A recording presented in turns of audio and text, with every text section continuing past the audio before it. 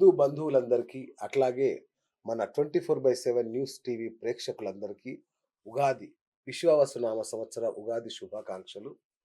So ఈ ఉగాదికి వసంత ఋతువు ఆగమనం ఇది. చక్కగా మామిడి పిందెలు, అట్లాగే వేప పువ్వులు, మన ఉగాది పచ్చడి కోసం ముస్తాబవుతుంది ప్రకృతి. మరి ఇలాంటి సమయంలో మన జీవితాల్లో ఎలాంటి మార్పులు రాబోతున్నాయి? ఈ కొత్త ఏడాది, ఈ విశ్వావసునామ సంవత్సరం మనకు తేబోతున్న రాజపూజ్యాలేంటి, అవమానాలేంటి, అట్లాగే కష్టాలేంటి, నష్టాలేంటి తెలుసుకునే ప్రయత్నం చేద్దాం. మరి ఈరోజు మనతో పాటు ఉన్నారు శ్రీ డాక్టర్ కాళేశ్వరం సుమన్ శర్మ గారు. వారు ముహూర్త విశారద, అట్లాగే స్వర్ణ కంకణధారి కూడా. జ్యోతిష్యంలో ఇంతవరకు ఆయనకున్నన్ని డిగ్రీలు గానీ, పీహెచ్‌డీలు గానీ ఈ దేశంలో ఎవరికీ లేవు అంటే అతిశయోక్తి కాదు. మరి అలాంటి వ్యక్తి ఇవాళ మన స్టూడియోలో ఉన్నారు. ఉగాది ప్రాశస్త్యం ఏంటి తెలుసుకునే ప్రయత్నం చేద్దాం. గురుగారు నమస్కారం. నమస్కారం అండి. గురుగారు ఎలా ఉన్నారు? బాగున్నానండి. హ్మ్. ముందుగా ప్రేక్షకులందరికీ కూడా విశ్వావసు నామ సంవత్సర శుభాకాంక్షలు. గురుగారు, ఈ యొక్క విశ్వావసునామ సంవత్సరం అనగానే ఆహ్, బావుంది. పేరు బావుంది. వినడానికి బావుంది. చక్కగా ఉంది. దీని అర్థం ఏంటి గురుగారు? విశ్వావసు వస దధాతి ఇది విశ్వావసు అని అంటారు. అంటే ఏంటంటే ఈ విశ్వానికి వసు అంటే సంపద, ధనము, ధాన్యం అని అర్థం. అంటే ఓకే. విశ్వానికి ధనము, ధాన్యము ఇవ్వగలిగేటువంటి ఒక సంవత్సరం అని అర్థం. ఓహో! సో ప్రతి 60 సంవత్సరాలకి ఒక్కొక్క సంవత్సరానికి కనుక ఒక్కొక్క అర్థానికి మూలం ఉంది అన్నట్టు. ఓకే. సో మన పూర్వీకులు ఊరికే పెట్టలేదు.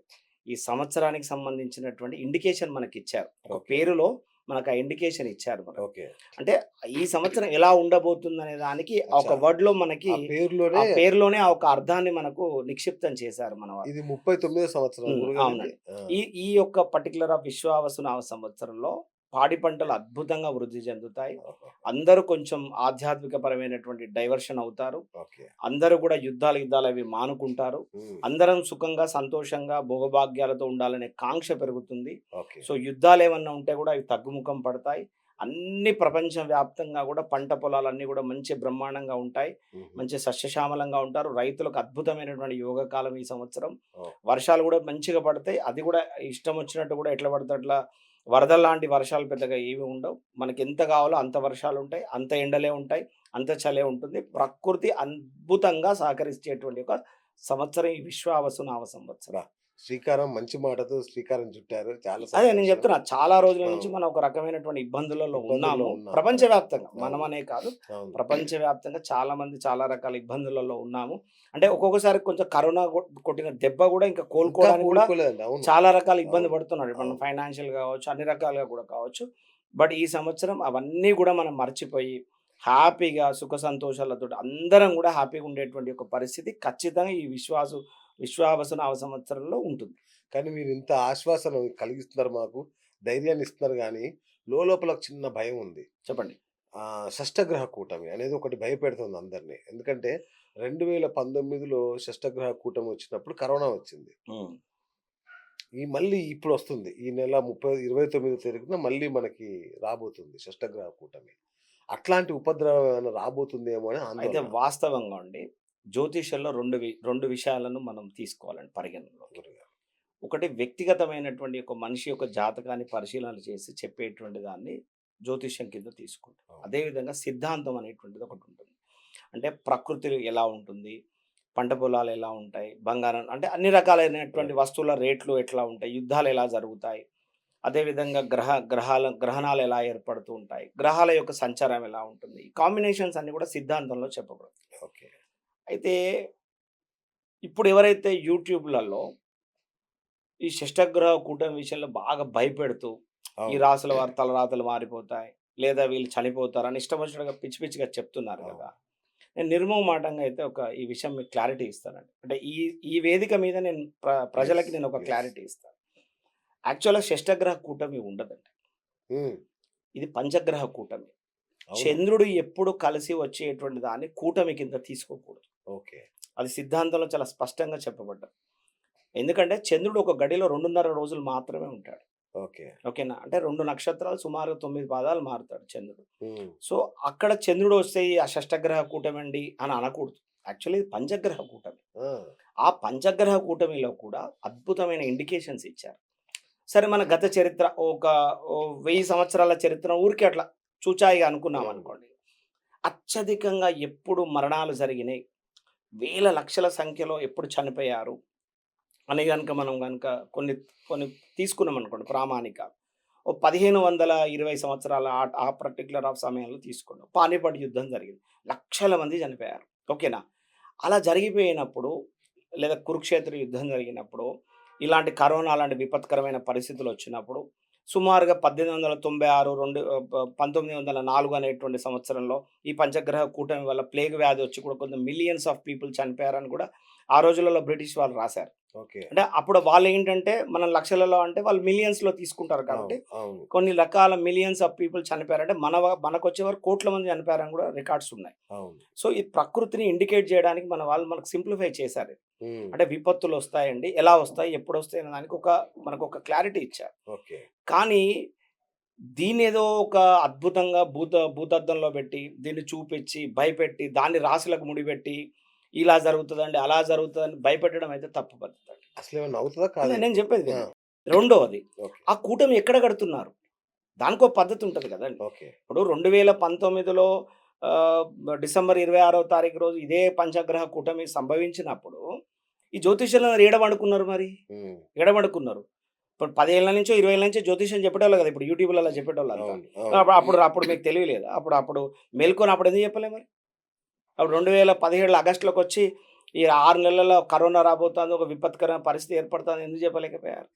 ఇప్పుడు ఏదో జరిగింది 2019లో దాన్ని ఒక ఆధారంగా పెట్టుకొని, ఇప్పుడు గూడా జరుగుతుంది అని చెప్పని బ్లైండ్‌గా, బ్లఫ్‌గా ఒక పాయింట్ వదిలిపడేసి, ఏదో వ్యూస్ పెరుగుతాయనో, ఏదో అందరూ నేను చెప్తే ఏదో నాకు అవును. ఆకర్షించబడతారని చెప్పడం అనేది బ్లఫింగ్ అండి. ఓకే. రాంగ్ అది. అలా చెప్పబడలేదు ఎక్కడ గూడా. ఓకే. ప్రామాణికం అడగండి ఏదైనా. ఇప్పుడు జ్యోతిషులు అడుగుతున్నారు ఆ! కదా! ఆ! ప్రామాణికం అడగండి. హ్మ్. తప్పు.